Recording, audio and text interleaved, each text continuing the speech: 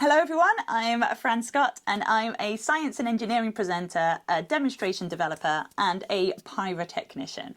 Now what this means day to day is that yes, I present on television shows, I host podcasts and conferences, but I'm also very hands-on and I devise and build science demonstrations. So that sort of physical, visual props that can help explain a certain scientific or engineering principle or phenomena. Now, I've been doing this for the past 17 years, and I've sort of become known as the person that does large-scale demonstrations. So over the years, me and my team, we've done things like tour an explosions-based coding show. We've helped the Royal Society of Chemistry break a world record by building the world's largest lemon battery. And also, as my time working at the Royal Institution, I was producer and I led the demonstration team on the Christmas lectures. So I built all kinds of weird and wonderful demonstrations. Now, throughout my career, there has been a thread that's run through it and something that I've become increasingly obsessed with. And that thing is fire. I absolutely adore it, and I adore it for a few reasons. One, as a performer and as a producer, it's a very useful engagement tool. But to me, it's so much more than that. As a pyrotechnician, I have come to be able to read it in a certain way, to know how it's going to behave, to know if something's about to go wrong or if something is going very right. But also I love the fact that there's so much that we don't know about it, and also that it's absolutely fundamental to us as human beings. Get a group of friends, gather them round a campfire, and everyone will stare at that campfire. It will become their entertainment. As human beings, we can't help but be intrigued by flames, by fire. And there's also a theory that it's actually led us to become the humans that we are today. There's a theory that by discovering fire, obviously it meant that we could cook food. Now, chewing cooked food takes an awful lot less time than chewing raw food. And so it ended up that we had this sort of spare time because we were chewing less. Now, the theory goes that with this spare time, we played, we experimented, we learnt, and so we became more intelligent as human beings. And the theory goes that it led to the development, or part of the development, of our prefrontal cortex, which is what makes us humans humans. So fire is ingrained within us, and not just historically. It fueled quite literally the Industrial Revolution. It's what powers our homes, it's what powers our transport. It is absolutely everywhere within our everyday life. And yet, ask anyone what fire is, and they probably can't give you a straight answer. And this is why I absolutely love it. And I'm not the only person to love it. The great man Michael Faraday was also slightly obsessed with it, amongst lots of other things. And he actually did a series of lectures, or a few series of lectures, entitled The Chemical History of the Candle. And he is quoted as saying, and I've got that quote right here, he is quoted as saying, "There is no more open door by which you can enter into the study of natural philosophy than by considering the physical phenomena of a candle." And so what I wanted to do today was, because I don't have the space in my flat to do the large scale demonstrations, I thought, well, if it's good enough for Faraday, it's good enough for us. So we're going to be looking at the humble candle, and I'll just get that into focus for you there. Now, what I want to do is, yes, they're not going to be large scale, but there is so much that we can take home from just looking at a candle. So if I light it here, then there's a few things that I want to point out to you. I won't breathe too closely to it. First of all, let's have a little look at the shape of the candle. And you can see that it's like an elongated teardrop. And that's because at the moment, obviously, we're here on Earth, we're in a gravitational field, and so there is an up. And fire is hot, hot air is less dense, and so it rises. if I were to light this candle on the International Space Station, it would in fact be a sphere. Now, what happens is the hot air rises and the cool air comes in to the bottom of it. And this sort of leads it to sort of have a fatter bottom and a thinner top. And I'll also tell you what, I will record this on my phone so you can see it in close up as well. Look at that. Now, at the top of the flame, you can see that it's orangey. And this happens because that is a fuel-rich part of the flame. And so basically there's not enough oxygen getting there proportionally. And the first thing you learn as a pyrotechnician is if it's orange, yes, it's fuel rich, you need to add a bit more oxygen. Now, if we go to the bottom of the flame, you can see that it's a bit bluer. And that means that proportionately there's more oxygen present. More oxygen present to react with the fuel, and so you get a blue flame. And that blue flame is actually a little bit hotter. Now, as that air rises, the oxygen is used up, which means proportionately less oxygen, and so it becomes fuel rich, and so the flame changes colour. Now, another thing I want you to look at is you can see the flame doesn't touch the candle at all. It only touches the wick. And to show you why, I'm just going to blow it out. And when you light a candle, what happens is obviously you've got to apply heat. Now you apply the heat, and what that heat does is it's melting the solid wax, and it's melting the solid wax into liquid wax. That liquid wax is being drawn up the wick, and as it's drawn up the wicks, it's converted into wax vapor. Now it's actually this wax vapor that is the fuel of the candle. And I can show you this with this simple demonstration. This is a demonstration that Faraday himself did, and I'm going to record this in slow motion, and it involves me having about 3 hands this. So what I'm going to do is I'm going to snuff out the candle and relight it.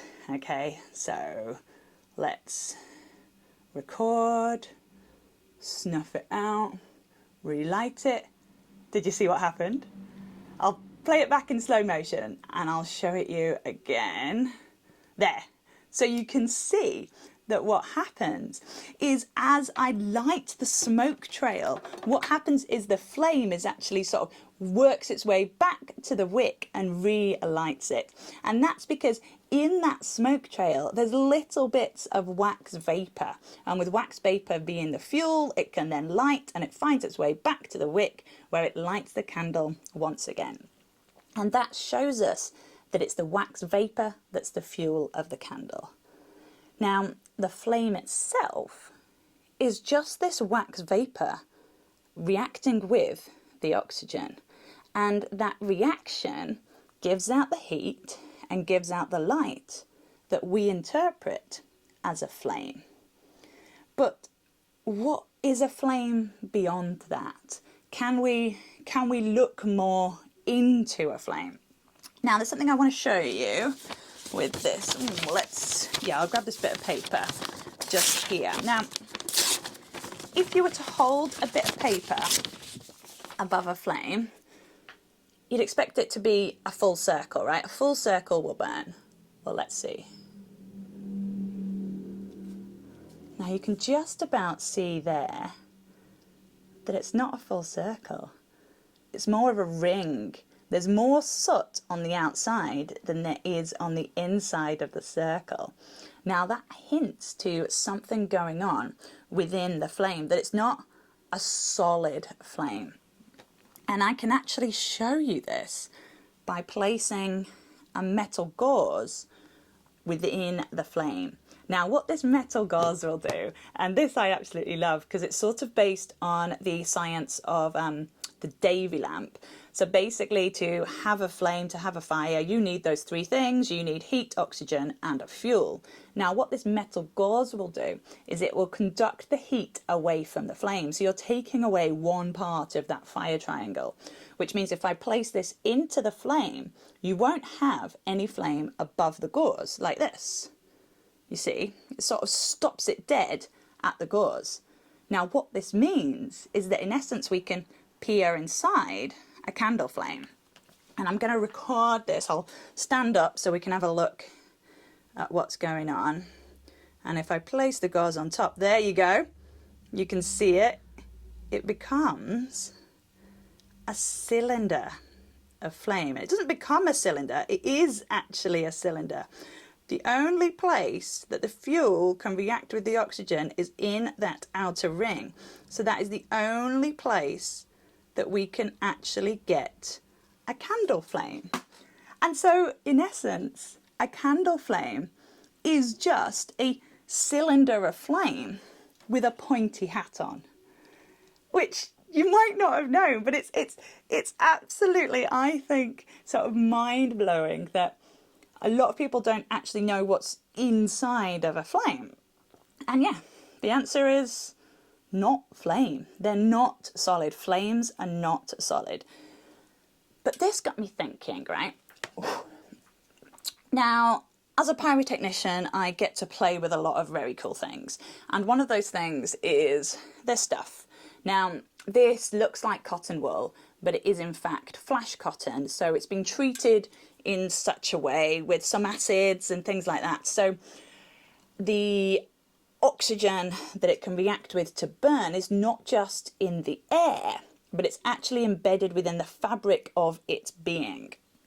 Now, what this means is it means it burns to completion. And if I just raise this up a little bit so you can see it, there you go. Now, here's a question for you. If there's oxygen within the fabric of this flash cotton, then if I burn it, is the flame that it produces hollow? Because the reason that the candle flame is hollow is because the only oxygen it can get is to that outer layer, because that's why the candle flame is hollow. It's that outer layer of air that the fuel has contact with, and so that's the only place that the flame is formed. But here, if the oxygen is actually within the fuel itself, then it should in fact be a solid ball of flame. So I have not done this before. So we're going to see if this is solid or hollow. And the way I'm going to do that is I have got a sieve attached onto a retort stand. And what I'm going to do is just bring that over the flash cotton like this. I am going to light the flash cotton. So that's our metal gauze. I'm going to light the flash cotton. I am going to video it in slow motion. So hopefully then I can freeze frame it and we can see if it's hollow or not. And we'll just see how we get on. Right. Okay. So we are going in for the light. Ooh. Oh, did I catch it? Did I catch it? Let's see, let's see. Let's see. Okay, we're going in, we're going in. We're going in for the light. Oh, yeah, it does cause quite a flaring of the camera.